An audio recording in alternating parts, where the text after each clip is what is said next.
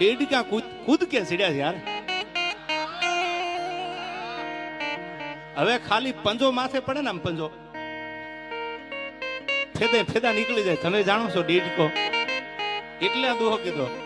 હવે નંબરિયા પડે છે, ફિલ્મ બાકી છે યાર. અને જવાબ તો તમે આપી દીધો છે. મારે તો ખાલી બોલવાનું છે યાર. હજી કહું છું આ આવડા આવડા મારા ચાહક છે ત્યાં સુધી તમે તમારે મથા એટલું મથી લેજો અને મનની મનમાં ન રહી જાય. હવે મારાથી નથી રહેવાતું. હું આની પહેલા 2022 બોલ્યો હતો કે 2022 મેં એવું સ્ટેટમેન્ટ આપેલું કે 2025 હું સિલેક્ટેડ ડાયરા કરીશ.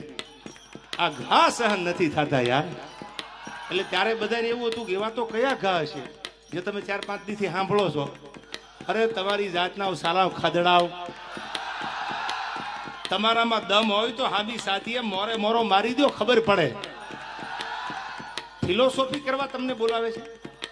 તમે મને પૈસા આપ્યા આ પ્રોગ્રામમાં, કલાકાર તરીકે તમે મને બોલાવ્યો. શું કામ બોલાવ્યો?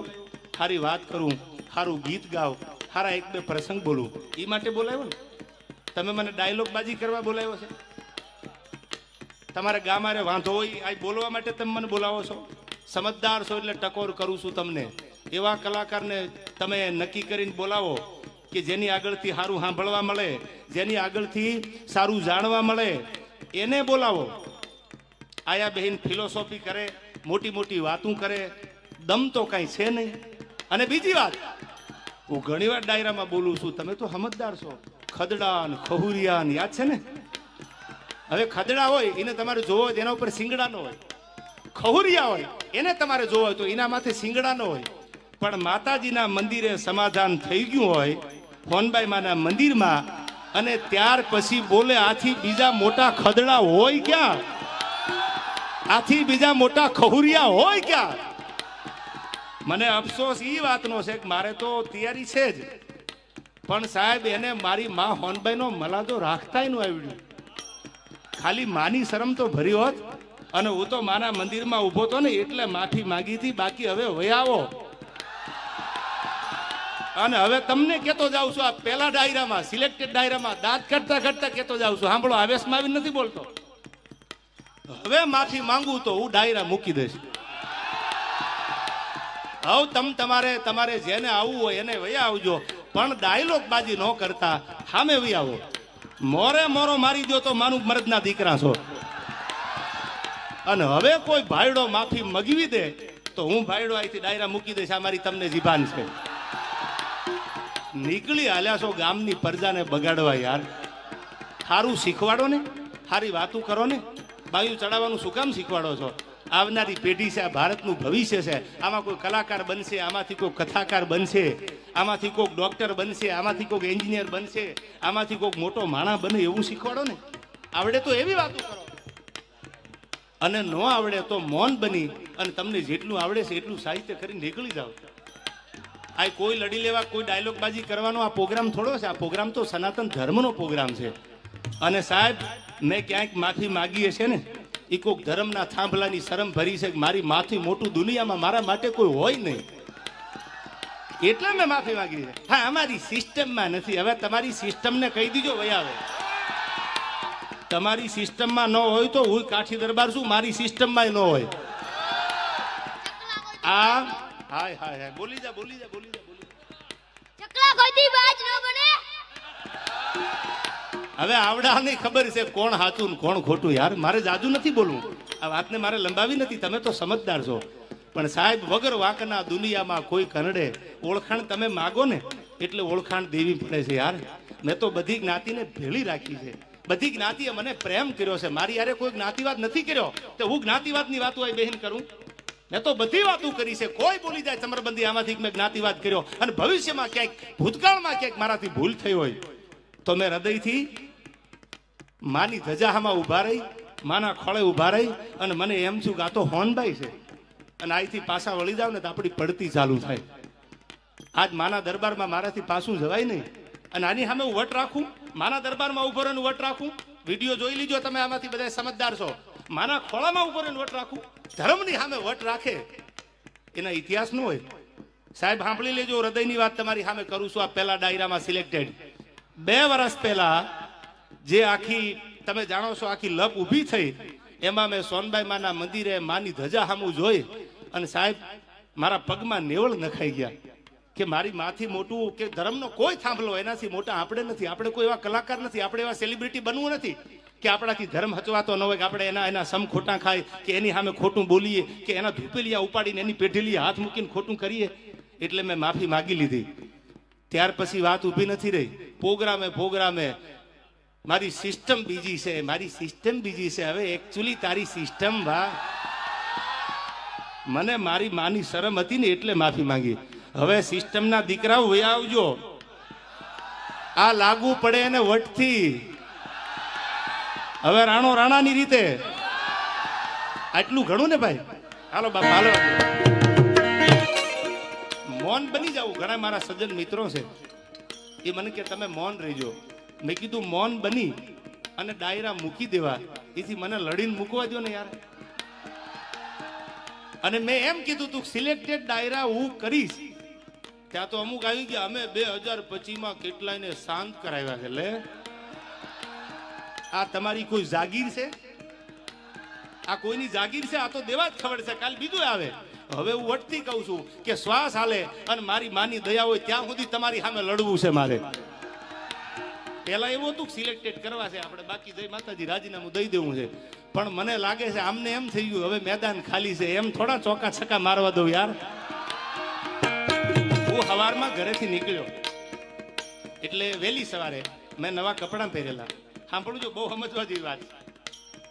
આવડતું તો બધાને હોય ને યાર, પણ એક ગરિમા છે આ સ્ટેજની. સરસ્વતીના ખોળે બેહીને આપણે સારી વાતો કરવા મળ્યા છે. ગામની પ્રજાને ચાઇનાના પંપ મારવા ભેળા નથી આપણે. સવારમાં કાંટલા જાલી લીજો ને બાંધી લીજો ને શું કામ? અંદરો અંદર બાંધીને આપણે અંગ્રેજો ગોણ ગુલામી નથી કરવી કોઈની. હવે સાંભળજો, સવારમાં હું કપડા નવા પહેરીને નીકળ્યો જગદીશભાઈ, એટલે કપડા નવા પહેરીને નીકળ્યો તો એક માંદણામાં ખાંદામાં ભેંસ બેઠેલી, આખી ખાંદો ભરેલી હો, આખી ખાંદો. એટલે હું તો કપડા પહેરીને નીકળ્યો તો મેં જોયું તો ભેંસ મારા સામે કતરાય. મેં કીધું સાલું ભેંસનું આપણે કઈ બગાડ્યું નથી અને આ ખાંદામાં બેઠી મારા સામે કાં કતરાય. પણ મૂળ મેં નવા કપડા હારા પહેરેલા, એ ખાંદામાં બેઠેલી ભેંસથી જોવાનું નહીં. એટલે મારે નીકળવું અને એને ખાંદામાંથી બહાર આવવું. એટલે મને એમ છું કે આ ભેંસ ખાંદામાંથી બહાર કેમ નીકળી? મેં તો નવા કપડા પહેર્યા હતા એટલે મને બીક હતી કે આ કપડા ક્યાંક ડાઘ પડી જાય તો મારે ગામત્રે જવું હતું. બીજા જોડી હારે હતા ને મારી બેગમાં, એટલે મેં કીધું ક્યાંક કપડા બગડે તો આપણે થોડાક છેટા હાલીએ. એટલે હું થોડોક આંખો ભી ગયો, વળી થોડીક ભેંસ 2 ડગલા આગળ હાલી. એટલે મને એમ છું કે આપણે હજી થોડાક છેટા વયા જાય. આ તો આખી ખાંદો ભરેલી છે, એને બગડવાની બીક નથી. બીક તો મારે હતી કારણ કે મારા નવા કપડા હતા. એટલે હું તો પાછો થોડોક આંખો હાલ્યો, વળી ભેંસ મારી સામે હાલી, વળી મંડી કાતરું મારો. વળી મેં વિચાર કર્યો કે દ્વારકા વાળા મેં ક્યાં કોઈનું બગાડ્યું છે, હું ક્યાં કોઈને નડ્યો. એ 2 વર્ષમાં મારું એક સ્ટેટમેન્ટ તો દેખાડો કે સમાધાન પછી હું બોલ્યો હોય તો કાલ ડાયરા હજી મૂકી દઉં. કોઈ દી ન બને. વળી ખાંદામાંથી નીકળી હામી આવી, વળી નાણામાં આંખો ગયો, વળી પાછી આવી.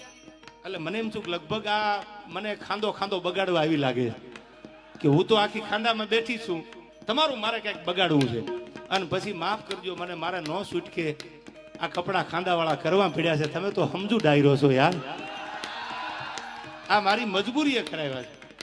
બાકી હું આવા સીસરા વિચારનો માણા નથી યાર. મારા વિચારમાં આવી હલકાઈ નથી ભરેલી. ઊંચા કોળનો આદમી કરે નહીં નીચા કામ, એ તો ગડપત ભાંગે ગામ કોઈ દી ખાતર પાડે નહીં ખીમરા. આપણે તો કોકની એબ ઢાંકવાના કામ કરવાના હોય, કોઈની એબું ઉગાડવાના કામ ન કરાય. તમે કોઈનું જાણતા હોય ને તો એને ઉગાડતા નહીં, એને ઢાંકવાનું કામ કરો તો ભગવાન તમારી આબરૂ રાખે. કોઈની એબ ઉગાડવા જાવ ને તો એક દી તમારી એ ઉઘડી જાય યાર. એટલે મારે કહેવું પડે છે તમને કે કેવો છે મારો ભગવાન દ્વારકાધીશ. અને કોઈએ નહોતું કીધું ફલાણો મને કહેતો હતો તું ઊંચો હાથ કરીને, કોઈ આમાં હતા જ નહીં, એને જ ઉપાડો હતો. એટલે ઓલો બિચારો હાથે ઊંચો નથી કરતો, હું બેઠો છું. હવે તું તારું ધ્યાન રાખ ને યાર.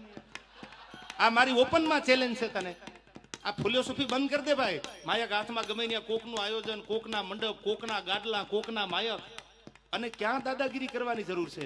આ ઓપન ચેલેન્જ છે મારી આ માધ્યમથી કે જ્યાં પેટમાં દુખતું હોય, જે રીતે દુખતું હોય, તન મન ધન અને આઈથી માતાજીને સમજો હામયું કરવાનું હાલું તો બસ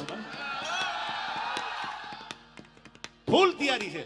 મોરે મોરો આવવા દો અને મોરો મારો મારી સામે મોરો આપી અને પછી માપી લઈ આપણે કોણ કેટલા પાણીમાં છે. યાર શું રોજ ઉઠી નાહકના યારા ગામના છોકરા બગાડો છો?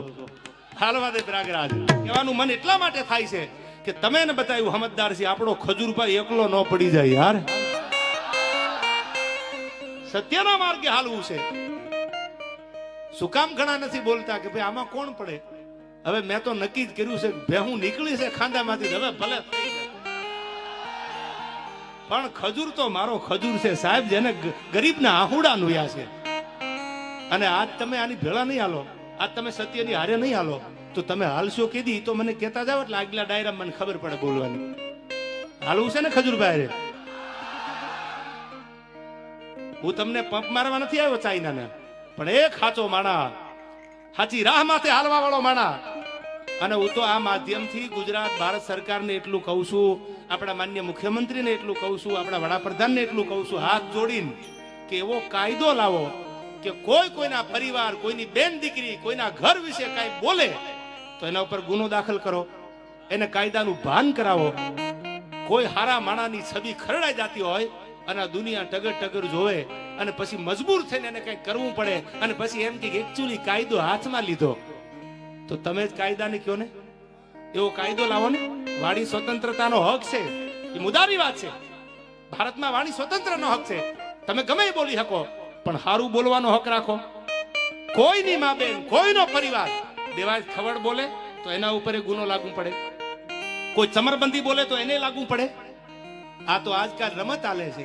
કોઈ હારો માણા આગળ જતો હોય, કોઈ હારું બોલતો હોય, કોઈ હારું ગાતો હોય, કોઈ હારા કામ કરતો હોય તો બીજા મંડે બોલવા જેમ ફાવે એમ એની છબીને બગાડવા માટે, ખાંદો મંડે ઉડાડવા એની છબીને ખરાબ કરવા માટે. સાહેબ મારે તમારા માધ્યમથી ખજૂરને કેવું છે કે અમે તારે હારેથી જીવવાનું થાય તોય ભલે ને મરવાનું થાય તોય ભલે, તું તારે હારા કામ કરે જા. મારા બાપ મારો ભોળો નાથ તારી હારે છે. ગરીબ માટે જેને કંઈક કર્યું છે સાહેબ, જેના માથે નળિયા ન હોય, બોભારા માથે પાણી પડતા હોય સોમાહાના, એના ઘરે જઈ જઈ અને મકાન બનાવ્યા. પૈસાની વાત નથી કરતો, ડોનેશન આપે મકાન બને એ તો બરાબર છે, બનતા હોય, પણ પોતાનો પરિવાર મૂકીને ગામો ગામ કિલોમીટર સુધી, હજારો કિલોમીટર એ માણસે કાપ્યા છે ને. તો હજી કહું છું કે આપણે આજ એનો સાથ નહીં આપી તો ખજૂર શહીદ થઈ જાય પછી આપણે ભેળા હાલશું? આવો હારો માણા દુનિયામાંથી વિયો જાય પછી હાલશું? એ વિચાર તમારે કરવાનો છે. તમે સમજદાર છો. ઘણા મને કહેતા તમારે ન બોલાય, તમે આવું કઈ ન બોલતા. એ ખજૂરભાઈ નો વિષય છે, પણ સત્યની ભેળો ન ઉભો રહો તો હું મોટો ખદડો ગણાવું. અને જે થશે એ હવે ભરી પીશું, નસીબ અમારા અને મારા ખજૂરના. પણ તમને એટલું કહું છું કે મારા બાપ, જો તમે સમજદાર હોય, તમે ભણેલા ગણેલા હોય, તમારી આંખે જો જોતા હોય ને, તો આજ આ કળયુગનો આપણો રામ ઈ ખજૂરને એકલો ન મુકતા ગમે એ થઈ જાય ભેળા હાલવું છે. યાર એની મોરલ નો તૂટી જાય, એના કામ નો બંધ થઈ જાય. આ એની મોરલ તોડવા માટે, એની મેન્ટાલિટી ડાઉન કરવા માટેના પ્રયાસો હાલે છે. અને આ ટાણે જો તમે મારી કે હું કે તમે ખજૂર ભેળા ન રહી તો રે કોણ? એને એના કાકાના દીકરાનું મકાન બનાવ્યું, એને એના માસીના દીકરાનું મકાન બનાવ્યું, એને એના ફૂઈના દીકરાનું મકાન બનાવ્યું? ના, એને તો એક એક ગરીબના મકાન બનાવ્યા છે. ચાહે કોઈ પણ હોય, ઝૂંપડામાં રહેતો હોય, નાનો માણા હોય, કોઈ પણ જ્ઞાતિનો હોય, તો હજી એકવાર આકલો કરીને કહી દો કે આપણે જીવીને મરીએ ત્યાં સુધી કોની ભેળું રહેવું છે? યાર હા ડાયરો, હા યાર આજ આપણે સત્યનો સાથ આપવો છે. બધાને કહું છું હવે પછી સોશિયલ મીડિયામાં જ્યાં જ્યાં આવું થાય, તમને એવું લાગે કે સાચો માણસ એના પરિવાર વિશે એની છબીને બગાડવા માટે આ થાય છે, તો ઉભા રહેજો. અને ટગર જો તમે જોશો ને તો એટલું યાદ રાખજો, 10 વર્ષ પછી 5 વર્ષ પછી આ ઓડિયન્સમાં બેઠા ને એનો દીકરો દાતાર બનશે, એનો દીકરો કલાકાર બનશે, આ બેઠા એમાંથી એનો દીકરો કથાકાર બનશે. તેથી આ અમારી હાલત છે ને, એ જ હાલત તમારા દીકરાની થવાની છે. એટલું યાદ રાખજો. આ કોઈની જાગીર નથી. દેવા ખબર તો આજ છે, કાલ નહીં હોય તો કોઈ બીજા ગાતા હશે. તમારો દીકરો કલાકાર બનવાનો છે, તમારો દીકરો ખજૂર જેવો દાતાર બને, કોઈ 5 મકાન કોકના બનાવે, આજ જો ટગર ટગર જોશો તો કાલ દીને આવતા વાર નહીં લાગે. સત્યને સાથ આપજો. અને સત્ય પરેશાન હોય, રાણા પ્રતાપ લડ્યા ને એટલે રાણાનો ઇતિહાસ છે. એને સેલ્યુટનું નામ પૂર્ણ શું કરી દીધી હોત તો કોઈ આજ મેવાડને યાદ ન કરતું હોય. આજ મારે તમારે સત્યના હારે હાલવું છે, સત્યની સાથે હાલવું છે. જે દુનિયાને કેવું હોય કે આપણે ન બોલાય ને આપણે આંખે ન થવાય. સારા માણાની ભેળા ઉભા રહેજો મારા બાપ. હાથ જોડીને તમને એટલું કહું છું. અને સરકારને એવું કહું છું કે એવો કાયદો લાવો કે ન બોલવાનું. કોઈ ફોનમાં કાંઈ પણ બોલે તો એના ઉપર ગુનો દાખલ થાય, એના ઉપર કાયદેસરની કાર્યવાહી થાય. એ ચાહે કોઈ ચમરબંધી હોય. અને જો આટલું નહીં થાય તો મને નથી લાગતું આ ગુજરાતની આવનારી પેઢીનું ભવિષ્ય ઉજળું થાય. મજા આવે બોલી જાય, મજા આવે જિંદગી બગાડીને વયા જાય. પછી માણા મજબૂર થઈને કંઈક કરે એટલે એમ કે કાયદો હાથમાં લીધો. બધા એવા નથી હોતા. સોમાનથી જીવવા વાળા આપણા ગુજરાતમાં આખા ભારતમાં છે યાર. એનું સોમાન જળવાઈ જાય એના માટે જીવજો. યુવાનોને એટલું કહું છું, સોશિયલ મીડિયાનો સદુપયોગ કરજો. તમારે ફેમસ થવા માટે કોઈને ખરાબ ન બોલતા, કોઈના પરિવારનું ખરાબ નહીં બોલતા. દ્વારકાધીશ ઉપર ભરોસો રાખી અને સારું બોલજો. આજ નહીં તો કાલ તમે ફેમસ થશો યાર. આ જિંદગીમાં બધા ઝીરો માંથી હીરો બન્યા છે, કોઈ જેનીમાંથી હીરો નહોતા યાર. આ યુવાનોને કહું છું. હા મારો ખજૂર, હા કરોડ દિવાળી તારા રાત તપે બાપ. હવે મારે ગીત તમને સંભળાવવું છે, સાંભળજો. ફાંસીના માચડે ચડ્યા હતા યુવાનો માટે કવિએ ગીત લખ્યું છે. અમારો કિરણભાઈ ખાચર ગીતમાં લખે છે